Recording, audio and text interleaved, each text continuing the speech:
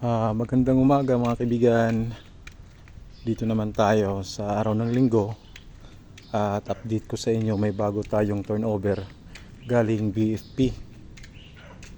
Isang reticulated python. Sobrang laki. Kahapon to hindi ko na videoan. Pakita ko sa inyo. Ang haba niya more or less 10 feet. Yan.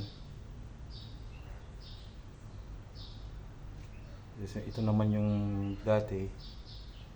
Pero huwag kayong mag-alala mga kaibigan, release naman natin to pag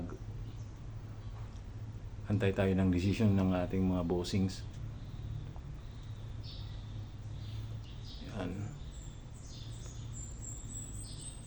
Na turnover galing sa syudad. Nakuha sa sa boarding house. Sobrang laki niyan. Tingnan niyo yung katawan. Turnover nito kahapon. I-release naman natin to. Yan. Tsaka ito pa yung isa dito sa likod.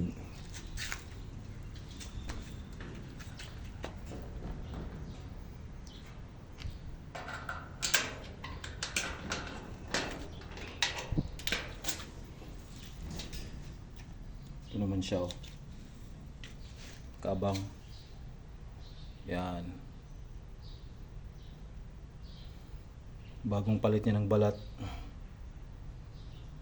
Kaya iwas-iwas muna tayo kasi delikado. Agresibo sila ngayon kapag bagong palit ng balat. Yan yung pinagbalatan niya. Yan.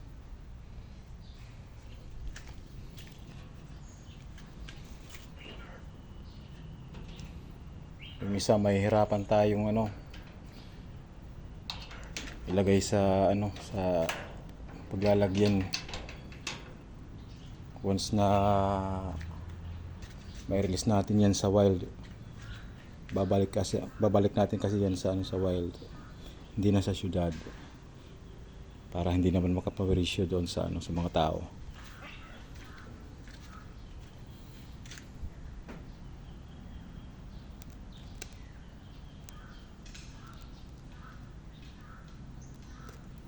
Salamat mga kaibigan, at sana po may kunting subscribe at likes naman dyan sa kunting content natin.